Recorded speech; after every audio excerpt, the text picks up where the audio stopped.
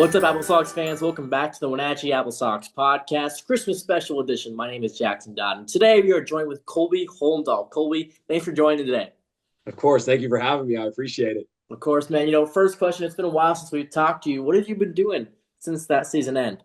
Man, wow. Honestly, it's kind of been action-packed. I'm not going to lie. I've been busy.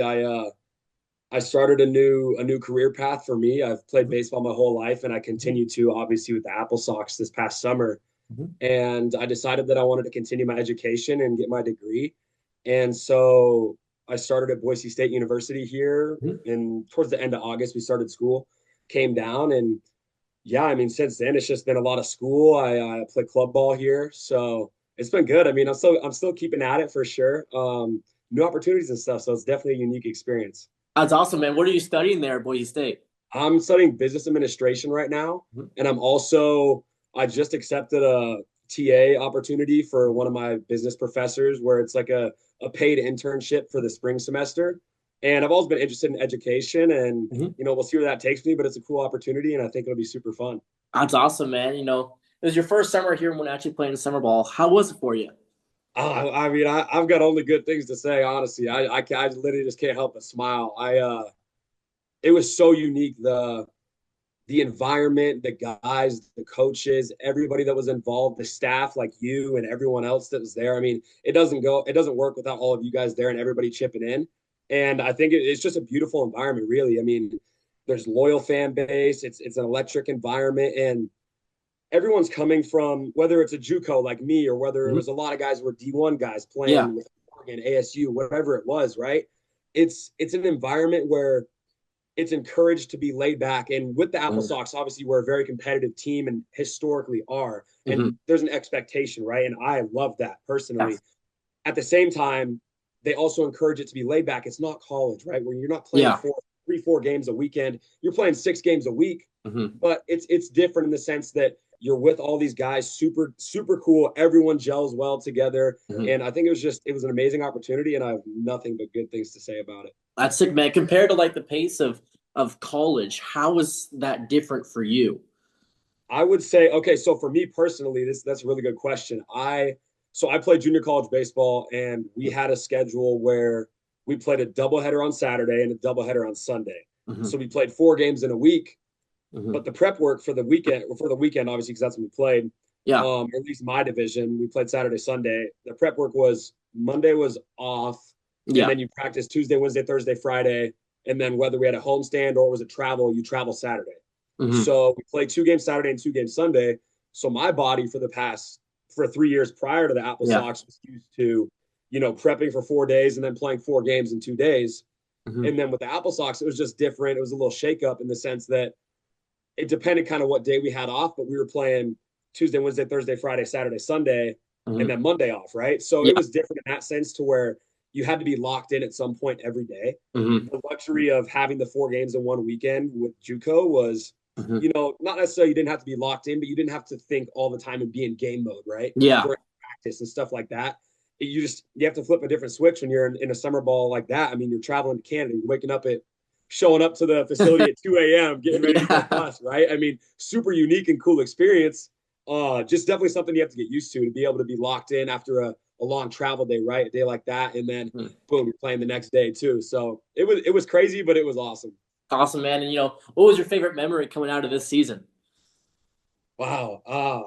That's a really tough question. I think the Nanaimo. Okay. You actually interviewed me on this as well with my eye situation. So Nanaimo, interesting city, for sure. However, we had a good time Friday night. I think it was Friday night we got there. Maybe it was Thursday night. It was Thursday or Friday night. Had a good time, whatever. I think we won game 1. And we go to game 2. And sure enough, we're playing. I hit a home run. I think it was 3 innings prior. I was feeling amazing, feeling real good. And then, boom, ground ball hits me in the face. Oh, here we go. And of course, we're in Canada. Yeah. And I'm oh, here we go. And so that happens, go to the hospital, whatnot, and ended up staying there overnight. I didn't get treatment for I think it was 12 and a half hours, right? Yeah. And because of the healthcare and all that stuff. So there's a queue you have to wait in, and the doctors weren't coming in until 8:30 in the morning, and I had gotten there at like 9 p.m.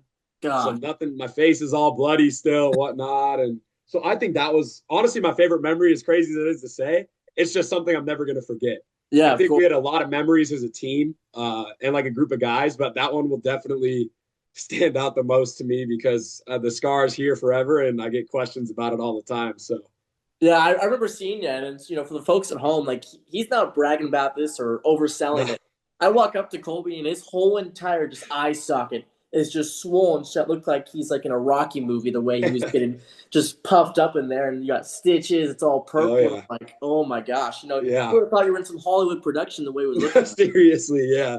But compared to this Edmonds Community College experience, you're playing great well as well. And same thing at the AppleSox. You hit 382 at the plate. How are you able to stay so consistent transitioning from Edmonds and then to the summer in Wenatchee? I think it's a really good question. I think what helped me transition the most is I've always been someone that I wouldn't necessarily has a chip on my shoulder, but I've always thought I could hang with anybody, right? I've always believed truly deep down that I can ball with these big guys, right? Like obviously I'm in a JUCO, and not that that's bad by any means at all. Yeah. There's obviously a difference between JUCO baseball and Division I baseball. There's a reason, right? So going into something like the AppleSox, I mean, 75% of the guys are D1. Yeah. Like our team, it was even more. But as far as the West Coast League, I mean, I'm sure there's a specific number, but that's what it felt like. I mean, 75% of the guys, D1 guys, right? And it's just being able to prove something, not to anybody else, but to myself. Like I truly believe that I belong there. And I think that was what pushed me the most to honestly just continue with my game, stay level-headed, right? Not let the moment get too big, not diminish it either. So I feel like just staying level-headed and truly believing that I belong there was what helped me maintain a steady roller coaster along the way. Yeah, and what was that jump like going from your JUCO experience, which, like you said, isn't underselling it at all, right? And facing these like D1 guys from Oregon, ASU, UW. What was that like?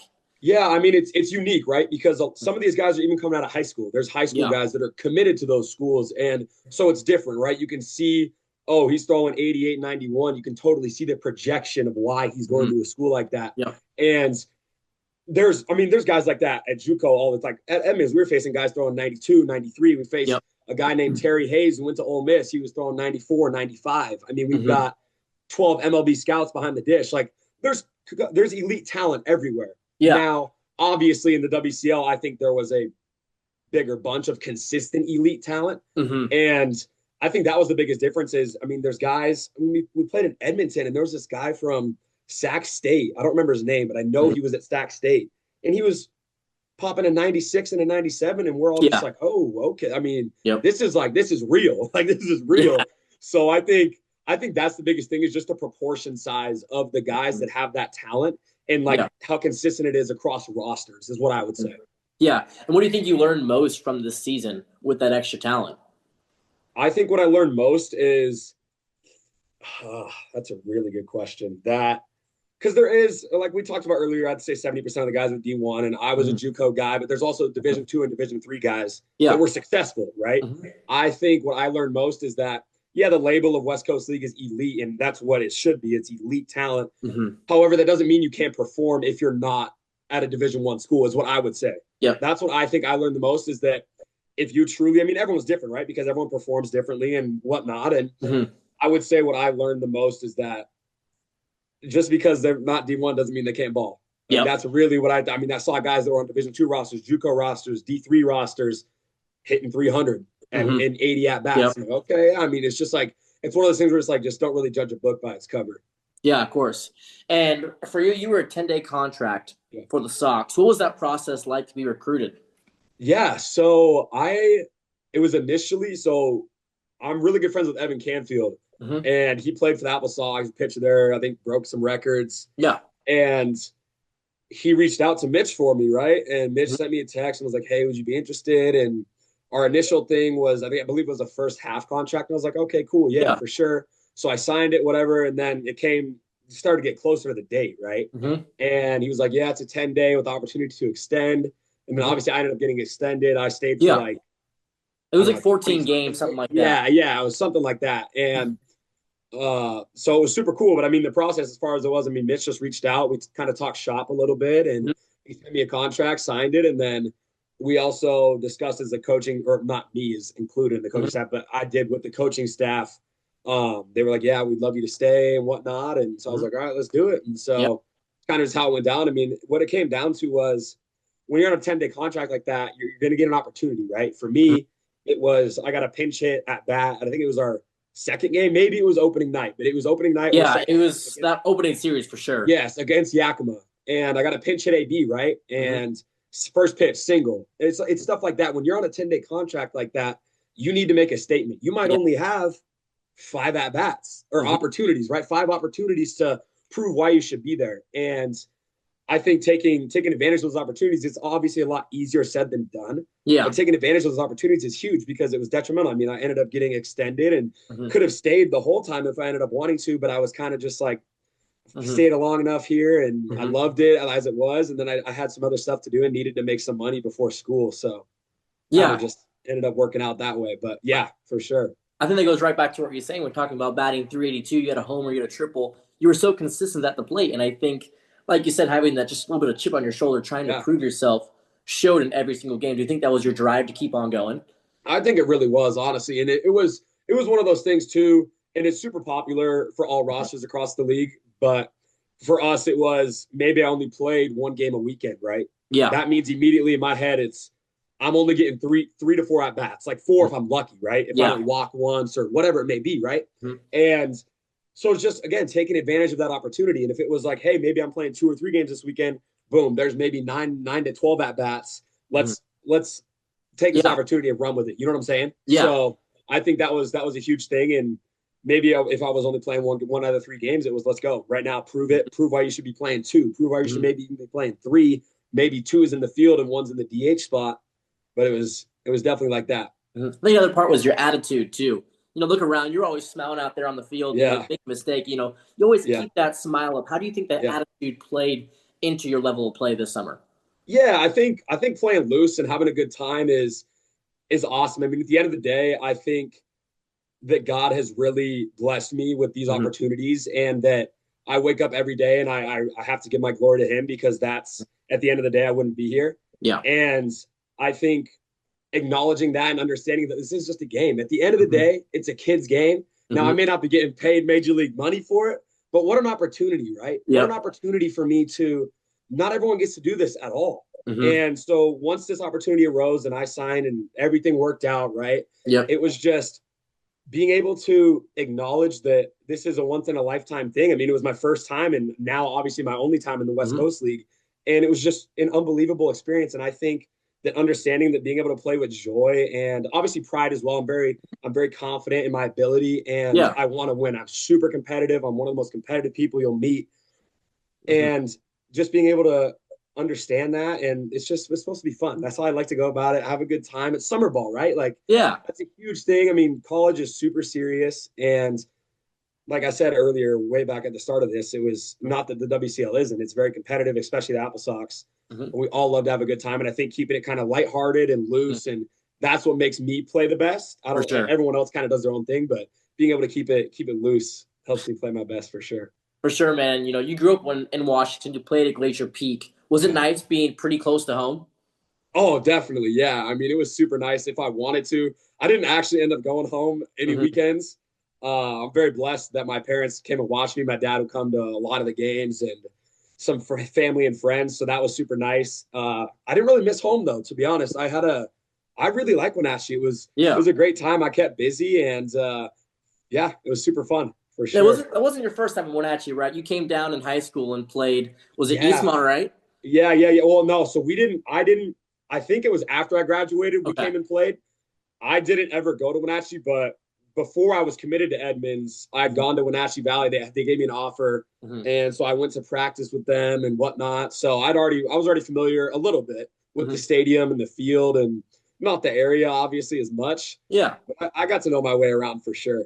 Yeah. Speaking of recruitment out of high school, What were you looking at? Obviously, you had Edmonds, you had Wenatchee Valley. Was there any other places you were looking to go into? Yeah, there was some JUCOs and some D3s, Pacific Lutheran and Puget Mm-hmm. Sound, and it was Wenatchee, Edmonds, and honestly, there was some stuff with Everett. Didn't get like a official offer, but there was some stuff going on. Like I was supposed to Mm-hmm. go on a visit, didn't end up doing it. Yeah. But once Edmonds offered, I had like offer from Centralia, Green River, a bunch of those Mm-hmm. schools, and once Edmonds gave me the offer, I knew immediately. Mm-hmm. I was like, let's go. Signed it right away. And D3 was never really an option for me. It Yeah. wasn't like I wanted to go D1, right? Yeah. And JUCO is a very common and popular stepping stone to that Mm-hmm. next level. Of course. And that's why I wanted to take it and bet on myself. And Mm-hmm. yeah, so that's kind of what it looked like out of high school for me. That was awesome, man. And, now going back towards the season where Yeah. you had a really big moment. You hit a triple this year, June 3rd, I believe, against Port Angeles. And with that triple, you broke an AppleSox record. I guess the team as well, but you aided in that. Yeah. Final that in 35 total bases that game. When you were stretching out that double into a triple, were you thinking that, oh, man, I can get this? Or did you just come across it? I mean, it kind of just, I mean, honestly, once you told me that after the game and like I saw the post, I was like, that's crazy. I had no clue. Yeah. Funny enough, I was actually facing one of my former Edmonds teammates. He was pitching. Yeah. And I hit it and I was like, let's go. Like, let's go. We're going. We're going right now. And honestly, I don't know. I just feel like there's something so electric about legging out a triple. Doubles are super cool. And obviously they're a lot more popular because, you'd rather have, say, 10 doubles than 7 doubles and 3 triples, right? Because it's a double-digit thing. And I didn't care. I mean, I was just trying to leg out the triple and let's roll. Let's go, baby. So it was cool. How'd that feel after you found out that you were the one who could help aid in that? I mean, it was cool, man. It was definitely cool for sure, but also got to give credit to the rest of the team. I can't remember exactly what else I did that game. I know I had that triple, but I don't know if I had any other bags, but I mean, everybody contributed, so it was super cool. Yes, sir, bro. Besides baseball, what do you like to do in your free time? Wow, I mean, honestly, right now it's just school. I'm allocating a lot of my time to school. When I was at Edmonds, so I had that third year, right? So I medical redshirted my sophomore year, but I completed my AA degree that year, even though I was injured. Oh, nice. Yeah. So I came back, couldn't really progress academically. It's very popular to like reduce enrollment. It's better for like transferring and stuff. Yeah. And so I've been focusing a lot on school. It's a lot more of a workload for me. It's more credits than I took all of last year. And it's obviously a little more, I wouldn't say competent classes, just a little more difficult, right? I mean, it's different to be at a university than a junior college. And so I've been allocating a lot of my baseball time to that. And then I had club ball practice 4 times a week, starting the 3rd week of school, I think. So the past few months. And then that took up some time, of course. And then just the gym, man. I mean, can't skip out. Bro. Can't skip out on the gym. So that's always got to be essential. What's that club baseball experience like there at Boise State? It's definitely unique. I've actually decided to not play in the spring. I wanted to try it out in the fall, and because I didn't want any regrets, right? I wanted to, try it out and see if I liked it. And they are a very good team here. Like they're like top 10 in the country for the NCBA, like club baseball ranking stuff. And super cool guys. Love the guys. Awesome. Coaches are great. It's just different, man. It's just, I don't know how to explain it without like, I don't, it's not the same. It's not the same as college baseball or the WCL. Like, it's just not. And not that they're not playing for anything, or when you're playing club ball, you're not playing for anything. Not to say that. It's just less like it's, I don't know. I just feel like I kind of fell out of love a little bit, if that makes sense. Like, if there wasn't something that was pushing me to want more as far as baseball went. Now I want more career-wise. I want to try all these different things, opportunities and stuff. So that's what I'm going to allocate my time to in the spring. So that's what I've just decided to do. But yeah, I mean, it was cool, super fun, and just definitely a different environment, I would say. That's sick, man. And, I think something you should spend your time on in the summer is working on some wakeboarding skills. I remember here we go. Here we go. All right. I like that. That was good. To be fair, I wasn't familiar with the Flow Riders game. All right. I'm more familiar with behind a boat. I have friends that have a boat. I don't own one personally, but I'm surfing behind a boat. It's a little different. No excuses. All right. No excuses. It's just a little different. It took me a little time to get used to, but then I don't know if you were there inside, but then I was like dropping in on top of the wave and standing there. Like Yep. I got there. I got there. I But remember yeah, the, no, I remember the definitely. first I time. would love to make some stops out there. Well, I remember the first time when you tried to get onto the wave or whatever you want to call it. They stick it down the board, and immediately the board just flies off. Just and gone. You're just Just thrown gone. with it and just buried underneath the wave. That's one of the funniest things I've seen all summer. Unreal. Coming back up after that, just like flipping your hair like you're in some like Baywatch movie and just walking up. It's like, all right, I'll get the next one. That's awesome. No, literally, yeah. And, one last thing, too. I feel like, not that you're superstitious, but every single game I would see, you always had a gallon of water, and you always had a banana with you. A banana. So what's the story with that? I mean, honestly, there's not a true story behind. I mean, the gallon of water, honestly, is just convenience. Yeah. Like, if I have a gallon of water, like, I'm just going to take it somewhere. And I've done it for, like, 2 years now, probably, ever since I started to, like, try and get my body right. And so I started probably like a year and a half, 2 years ago of just carrying the gallon because it's easier. Like if I'm at a freaking baseball practice and I've got a 16-ounce hydro flask. Yeah, I ain't gonna do it. I'm not gonna go to the gym and fill it up. Like I need a gallon. Like I need a gallon, bro. So that's the gallon story. And then the bananas, man, I started cramping. Like I started to cramp and I was like, monkey never cramps. So I gotta start eating these bananas. Pause. I gotta start eating these bananas to get this out of the way. So no, honestly, I would hit the Jacksons right off the roundabout there, headed towards the stadium, and get a banana. I'd buy like two. I'd eat like 2 or 3 a day. I'm not gonna lie. During the summer, I don't know. There's no superstition really. It was just get me right. I respect it, bro. I respect it. Earlier I mentioned it's our Christmas special, Colby. So I got a couple Christmas themed questions. For you, all right? So, first question. Do you prefer a real or fake Christmas tree? Okay, this is good. I got a story here, all right? This is good. I personally have a fake one now. Okay. We used to get a real one, and our cats hated the smell. Yeah. I mean, absolutely hated it. And they would climb the tree, and they'd pee. They'd pee like, yes. And so I was like, I mean, I didn't really do anything about it, right? Like, I'm not cleaning that up, right? Like, that's what I'm saying? That's my parents. But, so they decided to get a fake tree. I don't know. I just think it's easier, right? I think the thought behind a real tree is awesome. You go with your family. If you have family to go with, cut it down, pick it together. That's awesome. That's great. I'm cool with the fake tree. I'm cool. I mean, you can't go wrong. I mean, also, if your cat's peeing on you, don't really need that. I mean, yeah, that's not an option. I mean, that's not, no. Not at all. So, yeah. All right, next one. Is Die Hard a Christmas movie in your opinion? I know, tough one. Think on it here. I think it is. I think it is. And I say this because I think a lot of people watch it during the winter time. Yep. So I think that is even if you disagree, I think that's a valid enough reason to be like, okay, well, they're getting the Christmas vibes right now and they choose to watch it. That's got to mean something, like right? In the summer, I'm not going to be like, oh, I'm going to turn on Die Hard. Right, exactly. It's like Christmas time. It's like, oh, Thanksgiving's over. It's creeping up. There might be some snow on the ground. Like, let's work. You got to do it, I think that's a valid reason. Of course. Next one. What's the most memorable Christmas gift you've ever received? Whoa. Holy crap. I don't even know. Or the first one that comes to mind, too. We can switch it there. Yeah. Oh, wow. I want to say it was like something when I was a kid because I'm sure it was like where it was. But like, yeah. I don't know. All right. This is going to be kind of a trash answer, but I'm looking at it right now. I got Burks last year, Birkenstocks. Okay. Clogs. And I swear to you, I wear them everywhere. I feel like you always had them on. Like I always had them on, and when asked, no, yeah, like everywhere. It was everywhere. I mean, gym. I go to the gym here, clogs every time. And walking to econ class, clogs every time. So it's kind of a trash answer, but honestly, I would say that's the one I've gotten a great amount of use out of it. Yeah, exactly. I appreciate them a ton because I just use them so often. I mean, wouldn't you say it's the most memorable then? The one you use the most? Yeah, definitely. Yeah, for sure, for sure. Yeah, you can say that. All right, last one for you, Colby. What's your favorite Christmas tradition, and how did it start? Wow.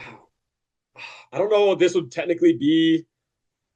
Actually, no, I do know this. Oh, yeah. Okay, I had to think about it for a second. My grandma Carol, she makes these. I wouldn't call them rolls. Mm-hmm. Like they're not like cinnamon rolls, right? Yeah, yeah, yeah. I don't know how to explain them. She cuts them into triangles, rolls them up. They kind of look like a small croissant. It's not Ooh, that type, okay, but okay. bro, I'm telling you, bro, these are crazy. And every year, no matter where Christmas is, right? So some years we have Christmas at my house. Mm-hmm. Sometimes it's in Salem, Oregon. Like this year Yep. it's there. And my whole family's going. Like my aunt and uncle, they're from Scottsdale, Arizona. They're going up. We're Yep. all going. It's going to be a whole thing. But every Christmas, no matter what, no matter where we are, it's grandma's rolls every time. And so we wake up in the Rolls. morning. We don't open gifts right away. It's not very true. A lot of people do. We Yeah, don't right away. We wait for family to come up, and sometimes it's around 2 to 3 p.m. yeah. So you gotta be patient. You gotta be patient. But we're blessed. So we'll start the rolls in the morning or like a little bit before we're about to open presents, and then there's just like frosting glaze, next level. Like that. I mean, if I had a cheat meal every day and had no repercussions and didn't have to regret it at all, I'm telling you, some Grandma Carol's rolls was unbelievable. Shout That out would be Grandma my Carol. favorite Christmas tradition for sure. Oh man, thank you, man. It's great catching up with you, Colby. I appreciate your Always, time. Jackson. Always. I AppleSox appreciate you, fans, bro. make sure to stay tuned for more episodes of the AppleSox Podcast and have a very Merry Christmas.